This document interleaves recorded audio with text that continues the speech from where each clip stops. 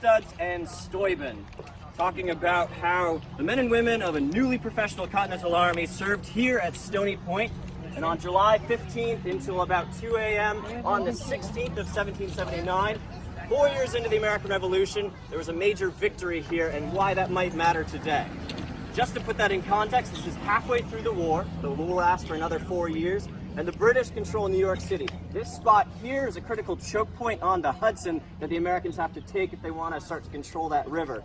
France and Spain have now joined the war against the U.S., and Wayne's Corps of Light Infantry, which we're addressed as, 1,500 strong, takes this point in a dramatic nighttime bayonet attack. I said a dramatic nighttime bayonet attack. Yeah! Thank you guys. Finally, I need some honesty, especially from the younger members of the audience here. What do you guys see? What do you guys see? What do you note?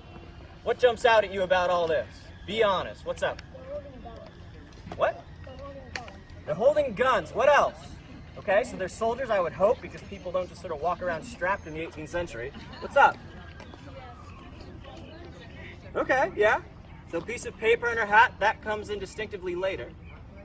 What up? I was gonna say that. Nobody's called me smelly yet, so I like that.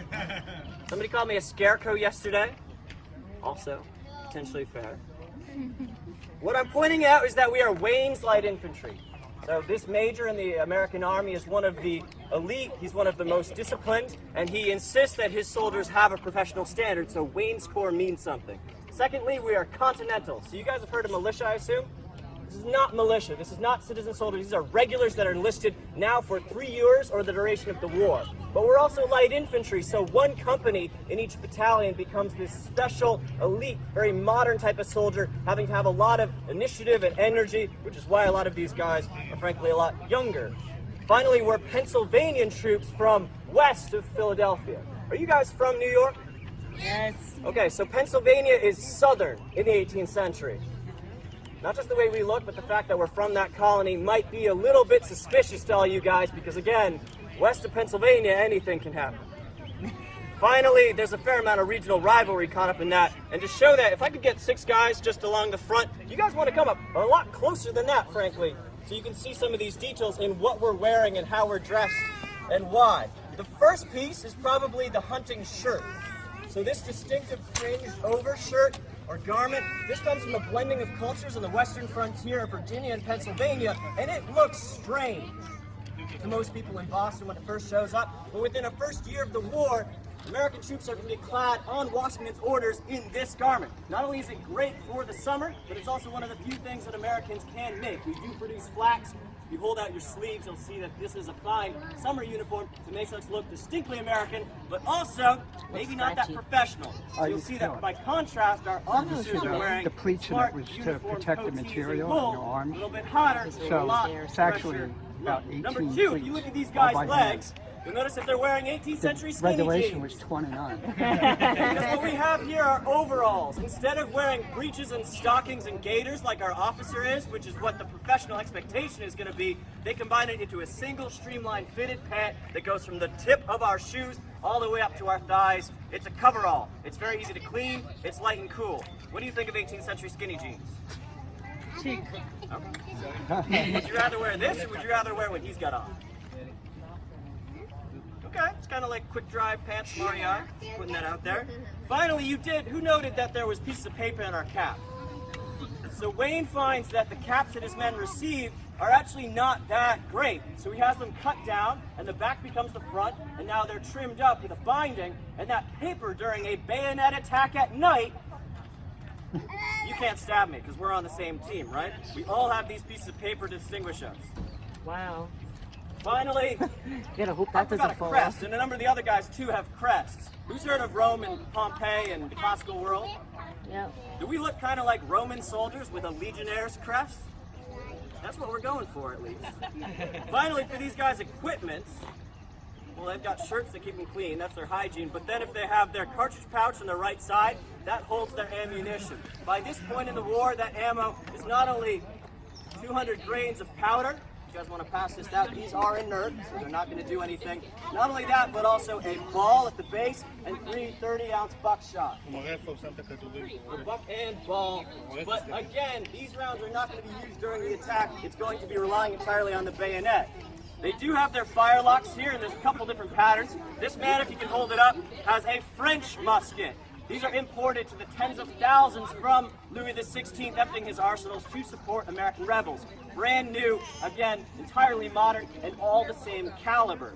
Other than that, we have a mix of guns. If these guys hold theirs up, we're going to have both captured British firelocks, the standard pattern 2nd Infantry model, and we also have American-made muskets trying to imitate those, though not necessarily as good.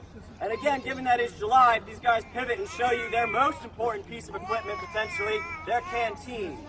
In either tin or wood, this is going to allow them to not get This was called a cheese box because it You guys resembles can step back. It looks like cheese.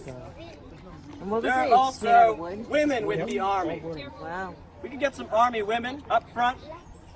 You guys come forward. You in the spotlight. So women in this period are largely going to wear gowns, like these two girls are wearing, or bed gowns, which is a slightly more practical option. If you guys could show your pockets, though. Pockets for 18th century women are incredibly important.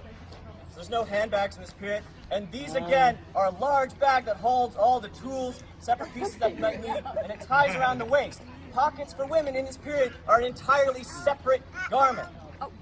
Now you're going to note, if you wore probably 20 pounds of gear around your waist today with just that top you have on, it's going to dig in, right? It's going to be incredibly uncomfortable. So all these women are also wearing stays. Can they wrap on their sides? So again, this is like a back brace. This is a support system that not only gives shape to their garment on top, the gown or the bed gown, give it fashion, but also is a physical brace for all the physical work that they're doing with the Army, their fatigue. You can see these two in isolation. Stays on the left, again, kind of like a back brace meets a push-up bra meets a sports bra. And you have pockets again as a separate carrying bag supported on the hips by those stays.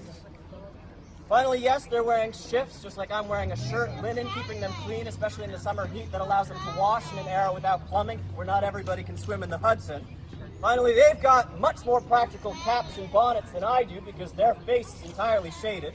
So you do end the summer with a pretty great suntan pattern at the next pool party.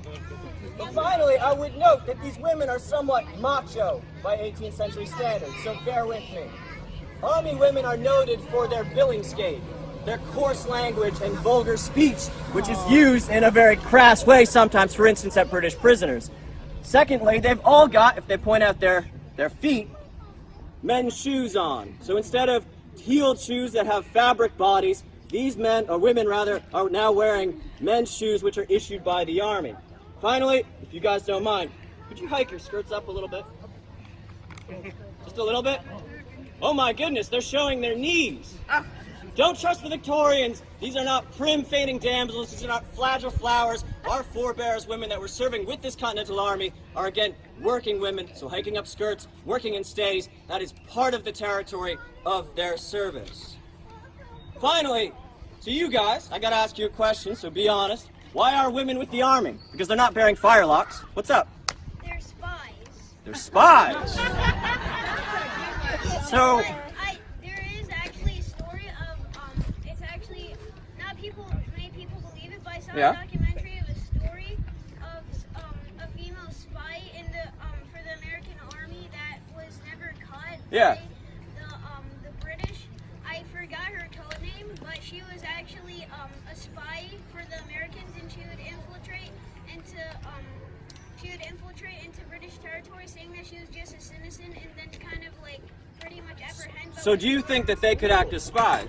Pretty much. Okay, yeah, they could, because they're wearing civilian garments, but so could you, for instance, in your red shirt. You know, you could just pass into British headquarters, right? I'm a gentleman from the countryside. I'm a loyalist. Please tell me everything about the armed camp. Why are they with the Army? They're not spies in this case. What do they do? Laundry. Laundry. Laundry is potentially the biggest thing. They are paid to wash my shirt. They are paid to wash their shift. They are paid to wash my overalls. Today's going to get really sweaty, so that is a lot of back-breaking work, which cannot be understated. But you may have noticed too that there's a sutling booth past there that you're welcome to visit after I'm done. So they sell things, particularly fresh food, alcohol, things that maintain the morale and the health of the Army at the same time. What else? Sometimes they sew things up. For instance, the shirts that I've got on, they don't have Walmart in the 18th century, but they do have ready-made garments, and these shirts can be made by the thousands for the Army by, for instance, the Patriot Women of Philadelphia, because y'all can sew, right? Finally, nursing, and that will come up later when soldiers get sick, and that is crucially important. Finally, which wool would you prefer? Would you prefer, and again, gender's no object today, because women serve in the U.S. Army, which wool would you guys prefer? Continental soldiers, raise your hand. Come on, don't be bashful. Make a choice, it's fine, I'm not going to judge. Would you rather be a soldier? Raise your hand. Me. Why?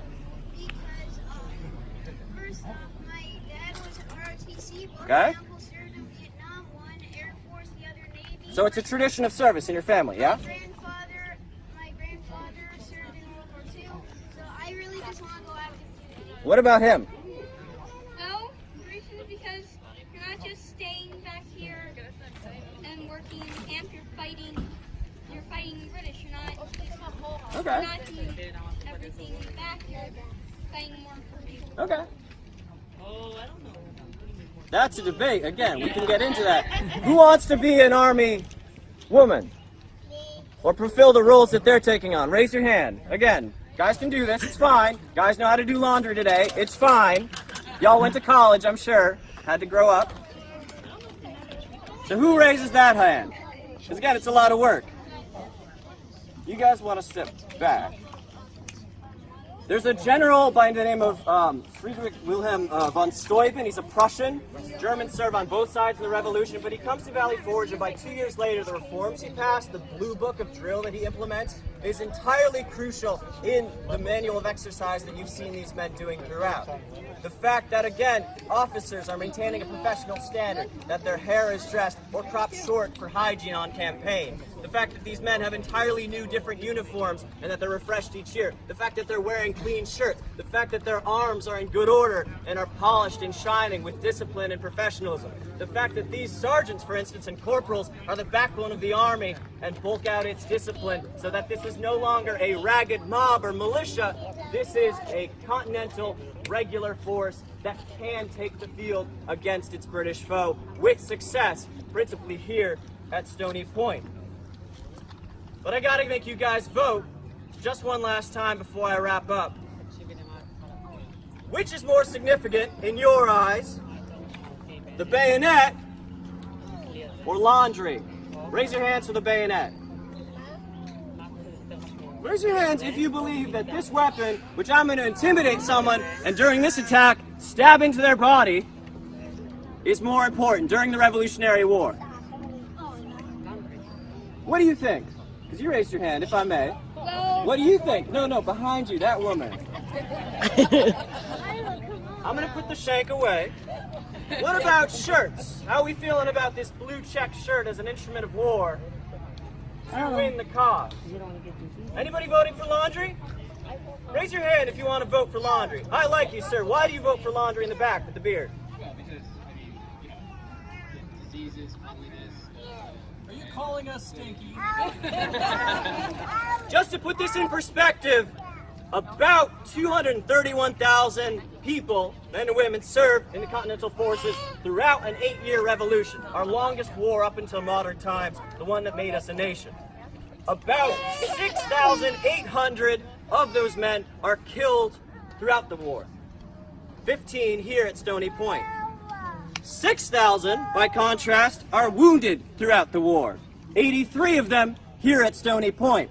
So 6,000 killed, 6,000 wounded.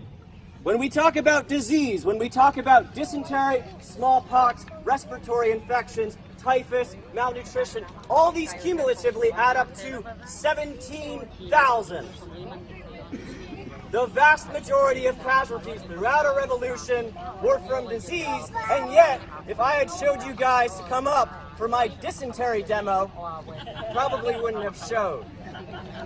But more Americans lose their life throughout our war because they pooped in the wrong spot and made people sick through lack of order, didn't shave, didn't remove typhus, didn't do their hair or wash their linen, which they are doing by this point in the war, and that is in many respects, with French aid, turning the tide.